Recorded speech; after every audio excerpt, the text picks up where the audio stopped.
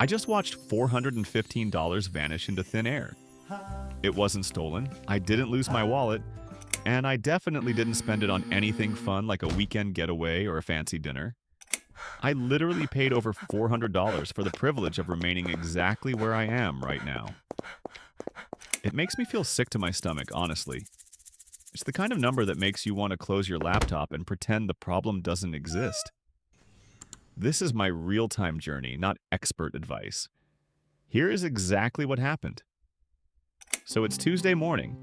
I sat down with my coffee, feeling pretty good about things. I had just made a payment on my main credit card a few days ago, $500. I remember pressing submit on that payment and feeling this wave of relief, thinking, okay, that is half a grand. I'm really chipping away at this. I'm doing the work. I was expecting to log in today and see my balance drop by that full 500 amount. I paused, opened the app, and the number looked wrong. It hadn't moved the way I thought it would. It was like I had thrown a bucket of water on a house fire, but the fire didn't even flinch. I started scrolling down the transaction list, looking for some mistake. Did I accidentally buy something? Did a yearly subscription renew that I forgot about? Then I saw it. One line item. Finance charge, $415 to $45. I just stared at it for a long time. I did the math in my head. I paid $500. The bank took $415 of those dollars just for interest. That means only $85 actually went toward the debt I owe. $85. It's humiliating. I worked hard for that money.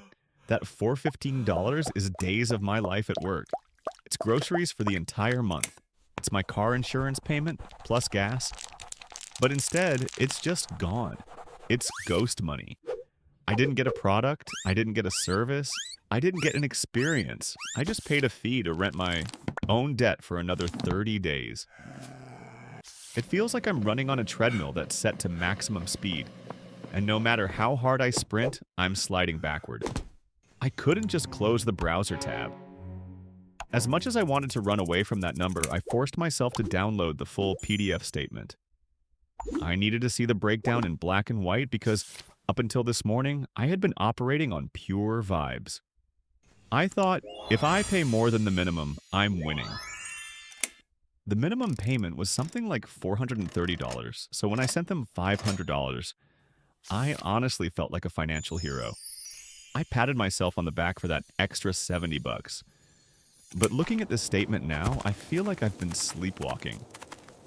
I scrolled down to the interest calculation section, the part of the bill usually hidden at the very bottom in the tiniest font possible. My APR is 24.99%. I knew credit cards were high interest, but I never sat down to calculate what 24.99% actually looks like when you are carrying a $20,000 balance. Here is the math that is keeping me up at night. With my balance sitting right around $20,150, the bank is charging me roughly $14 a day just to hold on to this debt. $14 every single day. If I wake up tomorrow and don't spend a single penny, I still owe $14 more than I did when I went to sleep. It's almost like subscribing to Netflix every single morning, watching nothing, and then doing it again the next day. It's like trying to fill a bathtub while the drain is wide open.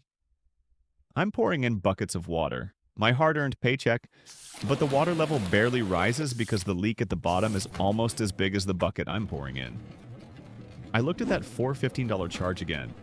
That's 83% of my payment. 83% of the effort I put in this month didn't help me. It went straight into the bank's profit margins. It makes me realize that my debt isn't just a number. It's an active emergency. It's not static. It's alive. And it's eating my future. And the worst part isn't even the math. It's the memory of what I actually bought to get here. I looked through the transaction history to see what this $20,000 actually represents. It's not a house. It's not a degree. It's a bunch of random trips I couldn't afford from 2 years ago. It's furniture I didn't need. It's years of treating myself when I was having a bad day.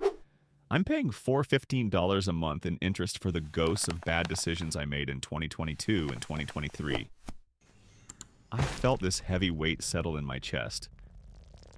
I think it's called regret, but it felt more like panic. I realized that if I keep paying just $500 a month, I'm going to be paying for those decisions for decades. I did a quick calculation. An online calculator told me that at this rate, with a balance this high, I'd end up paying something like $35,000 in total interest on top of the original debt. I would pay for this debt 3 times over. That's a brand new car. That's a massive down payment on a home. That's my freedom. And I'm voluntarily handing it over for $15 at a time because I wasn't paying attention. I was just clicking pay and hoping for the best. This isn't just a treadmill nightmare. It feels like a trap. I walked into it willingly, sure, but now that I see the mechanics of the trap, I feel frantic to get out. I can't just pay a little extra anymore. That strategy isn't working. The math is winning, and I'm losing. So, here is the reality. I cannot get that $415 back. It's gone. It belongs to the bank now. And honestly, staring at the past and beating myself up about it is just wasting energy I need to fight this thing. If I stay in this shame spiral, I'm just going to freeze up, buy some comfort food, and make the problem worse. Instead, I'm using the 1% system to pivot. The old me would have waited until next month's due date to try again. But the 1% mindset says I need to do something today, right now, however small, to change the math. My strategy has shifted. I'm done waiting for the monthly statement to tell me the damage. Since I know the interest is eating about $14 of my money every single day, my new goal is to cancel out that daily charge. I looked at my budget for this week. I was planning to order lunch tomorrow and Friday. That's about $30. I decided right then and there to pack leftovers instead. I took that $30 and immediately, like 5 minutes ago, made a secondary payment to the credit card. Is $30 going to fix a $20,000 debt? No. But it covers 2 full days of interest. It buys me 48 hours of breathing room where my debt isn't growing. It feels like a tiny victory, but it broke the paralysis. I'm realizing that when the debt is this big, it's not about one giant check that solves everything. It's about these tiny, aggressive moves to reclaim my own money. I'm not letting the interest run on autopilot anymore. I'm watching it. We are all in this weird, uncomfortable boat together. I know I'm not the only one who opened a statement this week and felt that pit in my stomach, but we can't let the big numbers scare us into doing nothing. We just have to be 1% smarter than the interest rate today.